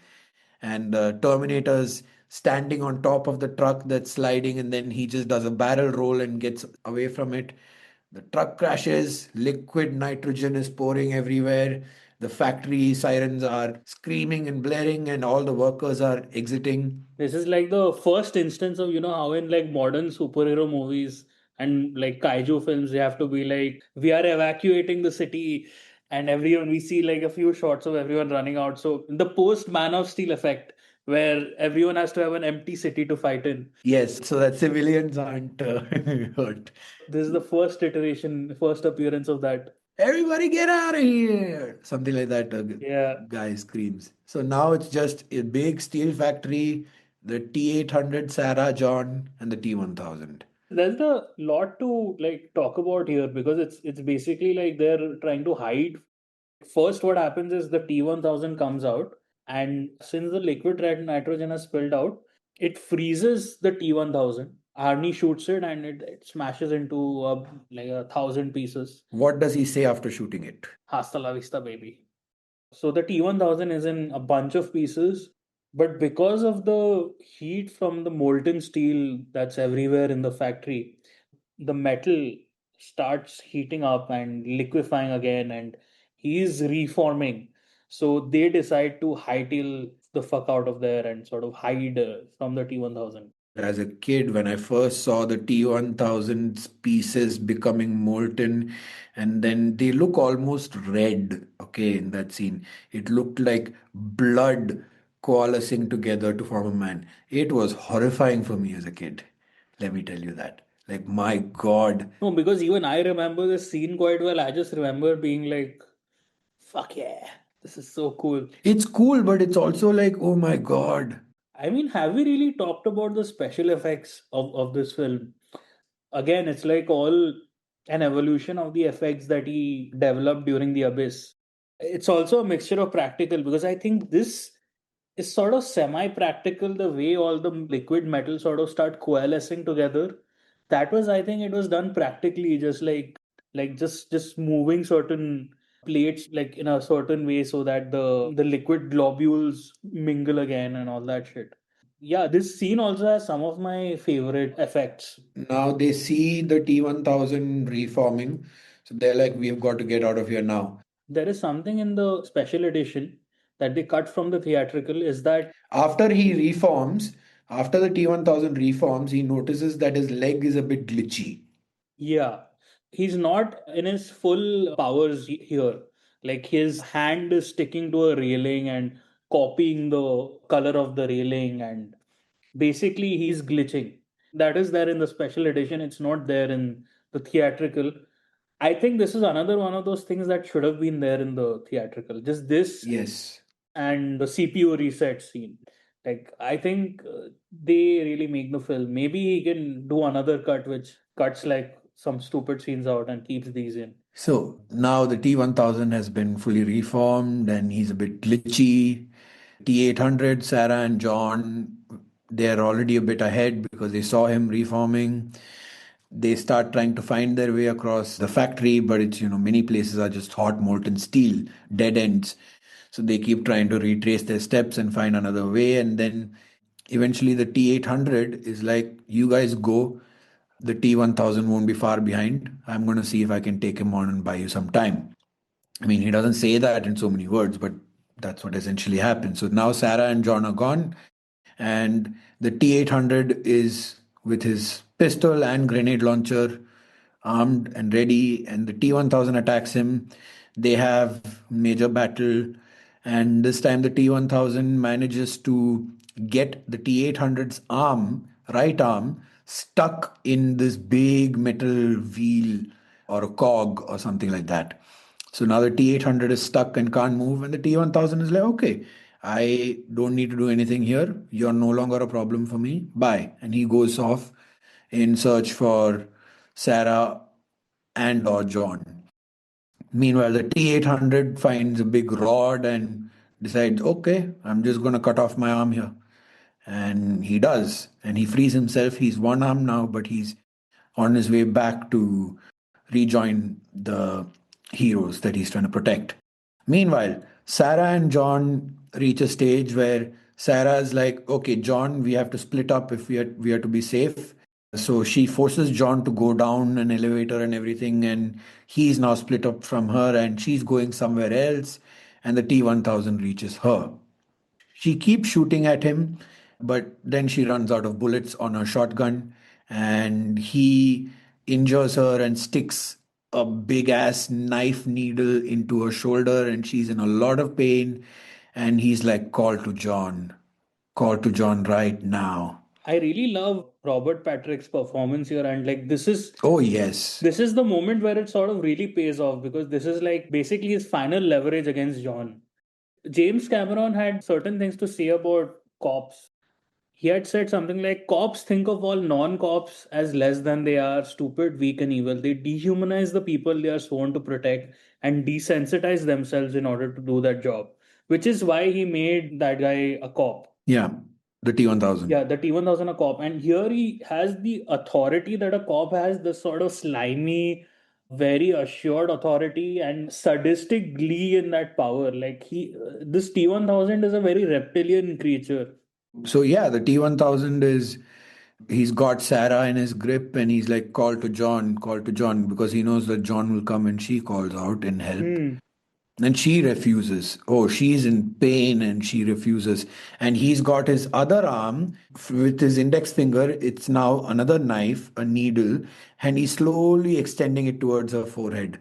The more she refuses, the closer it gets. So she's gonna die soon. And just before it can completely get there, the T-1000 gets attacked from behind by the Terminator, T-800, with a rod.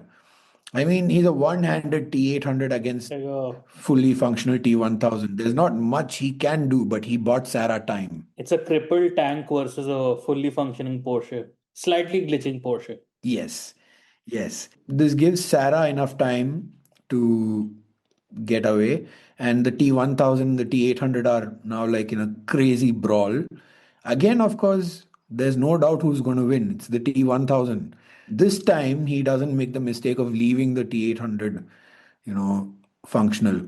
He takes a rod and punches it straight through the T-800's core, damaging his battery and decommissioning him. Yeah, you get that shot from the T-800 POV of the red lights or the red screen sort of blinking out. Yeah, it just turns off like a TV turning off. So he's out. Then the T-1000 once again resumes his search for John and Sarah. But this time, since he has already earlier cornered and physically come in contact with Sarah, he can mimic Sarah. And so he starts mimicking Sarah and calling out to John. Like, John, come out. Where are you? Where are you? All of that. Just then, the T-800's backup power comes up and he frees himself, but he is in one bad hell of a shape. Like half his head is without a skin, he's got one arm gone, half his leg is without skin, he's got a rod that went through his chest.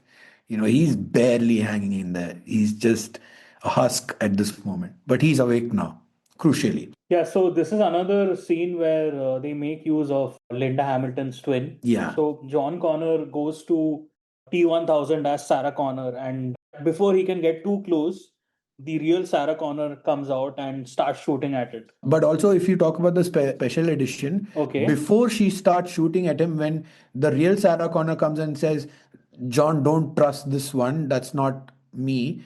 John takes a look at this Sarah Connor's legs and they are fused with the grill floor. So, this also gives an additional thing for John to understand that, hey, this one ain't my mom.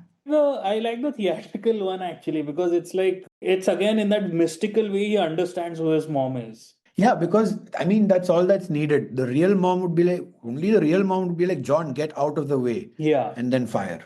She says, John, get out of the way. And then she shoots. This time she has loaded all her bullets into a shotgun. So she goes one after another and pushing the T-1000 further and further back towards the ledge. And just as he's at the edge of the ledge, she's out of bullets. And I love the next thing that the T-1000 does. He puts his head down, his wounds all heal. Then he gets his head back up and looks at her. And then he just shakes his finger like, you should not have done that. It's such a menacing thing for him to do. And I also felt it's a very anti-robot thing for him to do. Like, why is he? Yeah, he's a movie monster. I mean, this whole sequence is like a monster movie. It echoes the ending of the first Terminator, where they're facing off against this unstoppable killer machine. This is something that Freddy Krueger or someone would do, Yeah. It doesn't really make sense for a robot to do that. He would probably just not say anything. Yeah, he would just recover and go immediately to try and kill her. Yeah. Instead, he's trying to be a villain and be like, no, no, no, no, no, you shouldn't have done that. We are questioning it here, but in the film it works so well because it's a moment where it's like, oh shit, they're fucked. Yes, that is why it works. Exactly. And then just then, they turn around and they see something. Over one spinning wheel, Arnie is lying on it and he's slowly spinning into the frame. And he has his grenade launcher primed. And Sarah immediately pulls John and ducks. And he fires the grenade launcher straight into the tummy of the T-1000 and it explodes. And now the T-1000 is this big monstrosity. I used to draw this version of the T-1000 as a kid, where half its faces on one side, half its faces on another, and there's like a giant split down the middle. I love that shit, dude. This is Yeah, one arm is there, one arm is upper, yeah, yeah, and yeah. it's all over the place. And another thing is when the grenade launcher hits, right? The grenade hits him just before it bursts. There's a close up on Robert Patrick's face, and he has like, like, oh shit, I'm fucked face. Then he becomes this big monstrosity, and he loses his balance and he falls from that precipice he was standing on into the molten steel. He falls like fucking Gollum, dude. Yes. So he falls, and then in the molten steel, his face changes to every face he had taken in the course of the film, every identity he had assumed. And then he finally just melts off and it's done. He's defeated for good. The destruction of the villain, like it's really like a horror note, to be honest, because it's creepily transforming into all these different faces. Have you seen the Batman episode Feet of Clay? Yes. Yeah, so at the end of the Clayface episode, it's something similar happens where Clayface starts transforming into all the other people that he's been. Of course, it's Batman who must have copied it, but it's very similar to what happens here. Hmm. The kid me was watching, it was very disturbing to see this blob suddenly writhe in agony and then become one face and then become another. It's ending on a note of like pure movie monster.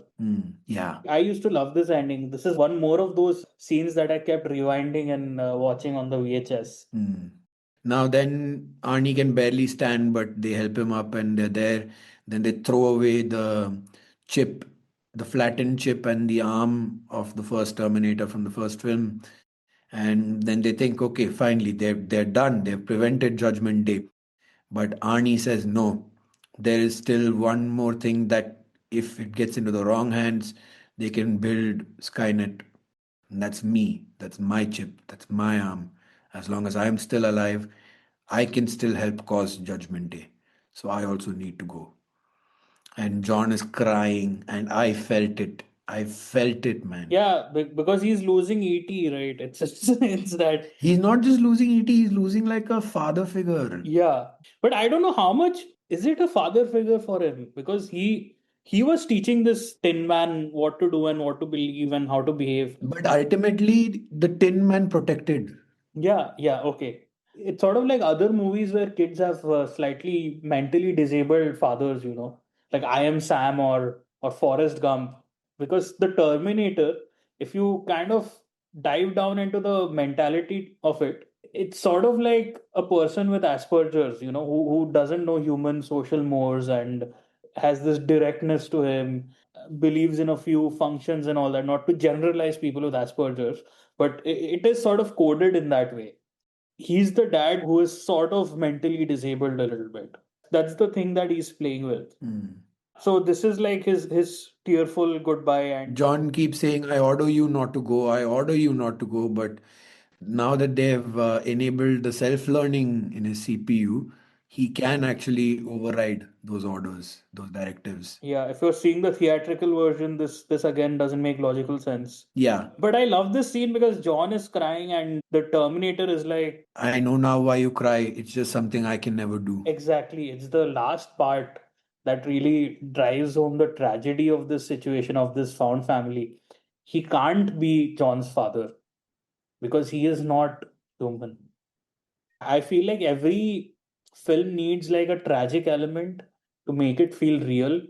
This is like the ultimate tragedy of the film, and it comes right now. That is something I can never do. That is something I can never be, rather, which is what it implies. And Sarah Connor extends her hand for a handshake. Like she finally just accepts and respects this Terminator. Yeah, she's also sort of made peace with her trauma, in that scene. Yeah. So now Sarah Connor also gives him a handshake, and then he gets onto a chain and they lower him into the steel, and he's slowly going down. And when he's finally down there, only his hands are visible, only his hand, rather one hand. He makes a thumbs up sign Yeah, to John before he finally goes down. And man, as a kid, I cried. I cried every time it happened. because your first soldier, your your favorite toy is fucking dying. Yeah. Yeah, it's like the most children's movie thing in this film, I think. That visual is so like emblazoned in my head. I think, The thumbs up, right? yeah, the thumbs up, it's such an iconic visual. The thumbs up going into the molten steel. My God, in a movie full of iconic images, that is the most enduring. And there is also something to be said about the slow nature of it. Like he's slowly lowered, Yeah. bit by bit, he's going down. You see it, you're with it for every moment. Yeah, so it helps it sink in, like you're processing the loss as an audience. You are saying goodbye to the film and you are processing the loss, that you are exiting the world of the film. You are exiting this frenetic chase and multi-genre journey that you've been on. So it works on that narrative level. It's a great ending. It's so emotional. It's got multiple things. Like, again, it's like saying goodbye to the father figure. It's recognizing that that father figure can never be a father figure. It's saying goodbye to your first soldier, your most loyal soldier. It's saying goodbye to your mentor. It's saying goodbye to your student. It's saying goodbye to your trauma. And your friend. And it's saying goodbye to your friend. So many of these things coming together. It's like such a cathartic moment. It brings all these thematically spinning plates to a crash. So it's commendable. Again, it's a screenplay by Cameron and William Wisher. It's one of the greatest screenplays ever written, I would say, because of its tautness and just how functional it is as a screenplay. And you can feel it all culminating in a perfect manner in this final scene. But this was not the final scene. In the special edition, on the extended edition, there is a flash forward to the future where Linda Hamilton is in old age makeup and the world looks utopic and idyllic. And she says that Judgment Day never came to pass. When that day came, I like the poetry of it. Like she says that it was an ordinary day for everyone. She wanted to go out and shake everyone's heads and tell them what they just avoided, but she just got drunk instead. I think there is a quiet poetry in that. It's just the execution of it is so off, like with bright colors, and the costuming is horrible because they try to do future costuming, but they do a weird H&M version of the 90s and it's ridiculous, and her makeup is so horrible. It looks like someone's pasted like flour on her face. It's horrible. But I like this ending on a certain level. I kind of really like it. It's just the execution that's off, but narratively it makes sense because Like they have their win. yeah, they have their win, and it's sort of a cathartic moment for Sarah Connor because finally her fears don't come to pass. Like a big part of her psychosis is her fears. Like it allows her to be sane again. That is the arc that Sarah Connor goes through in the extended edit. Like she gains the ability to be sane again. And I like the note that John Connor is still a leader. Yeah, he's like a senator or something. Yeah, he's like senator. His battleground is the Senate, and he fights with common sense and hope. Which is very corny, but I'll allow it. So, test screening audiences hated this ending, and instead, what we got was after lowering the T-800 into the lava, we get a shot of the highway. The highway shot is from right before going to Cyberdyne. So they repurposed that shot, and the end lines are basically something like the future is not set and it is unsure. But she said for the first time, I'm facing it with a certain clarity or something like that, she says. I face it for the first time with a sense of hope. Hope, not clarity. Now, this is repurposed from the original ending. Because of a machine, a Terminator can learn the value of a human life. Maybe we can too. It's a little corny, but it works. Like it works with her because what was a very primal and ingrained fear for her has turned into a symbol of hope.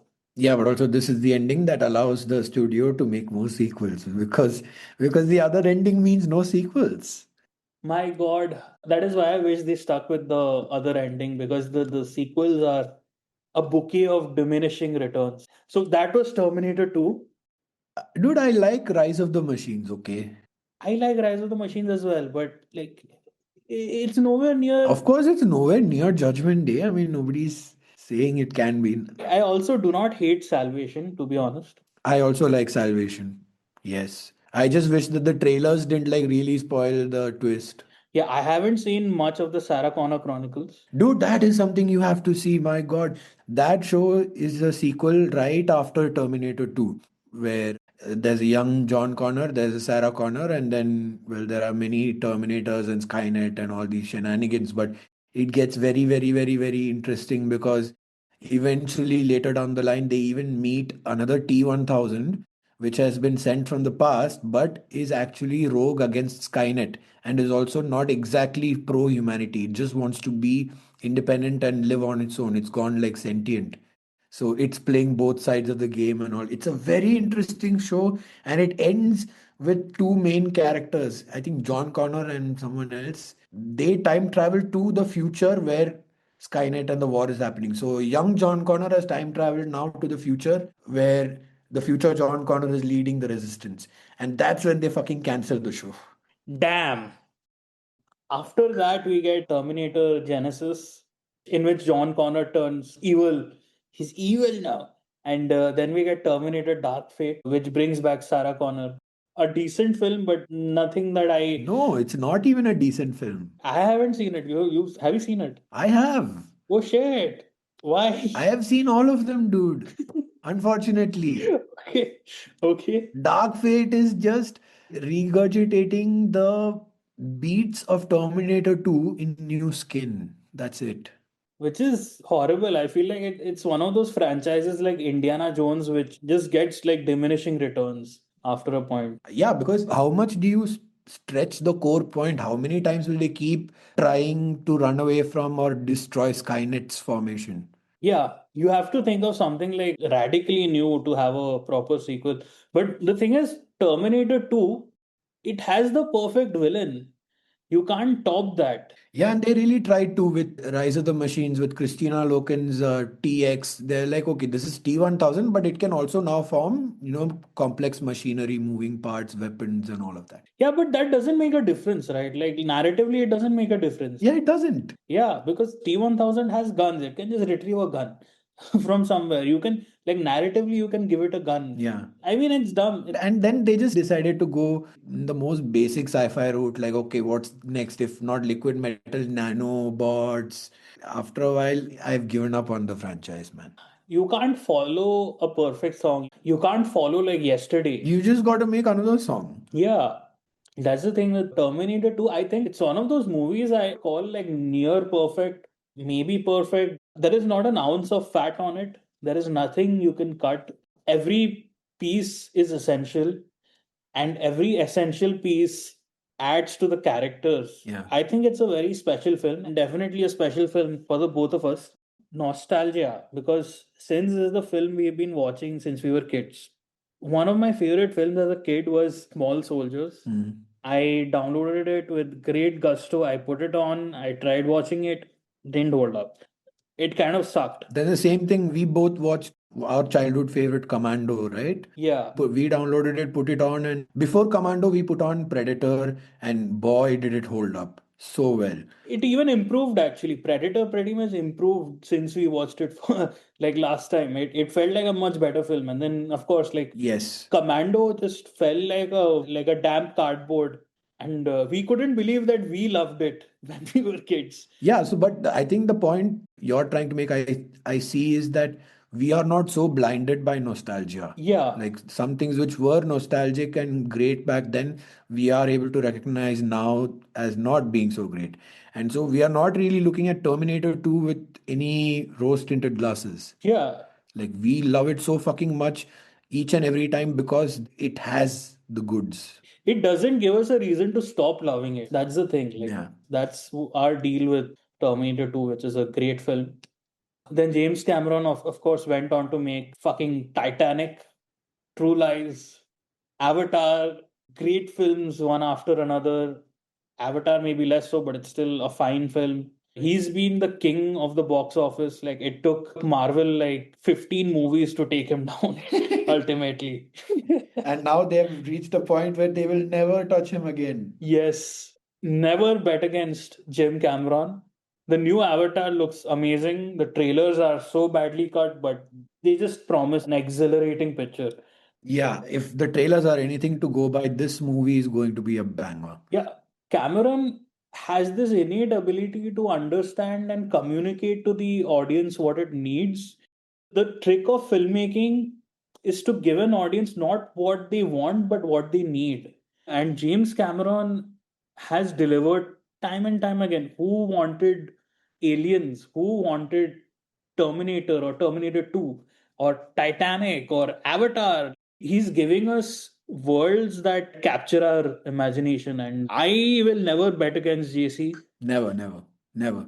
Just the fact that this action movie filmmaker decides to go and make Titanic, and that becomes the big Oscar winner and box office hero. And a great dramatic film. Great dramatic film, pure out and out dramatic film, romance. He's got it. He understands the pulse of emotions that run in a film. And he understands how that works with the audience and he knows how to play it perfectly. Yeah, so that was us on Terminator 2. We hope you enjoyed this rather long discussion because we both really love it. So we just had a lot to talk about. And yes, we are going to be doing more of the movie mixtapes soon. So please open the little link and answer the very few simple questions. And, you know, maybe we could be making your movie mixtape next. Find the link in the description. Yeah, follow us, tell about us to your friends and fellow cinephiles. We are the 8mm Syndicate, and this was another hit list. So, bye and see you next week. See you next week.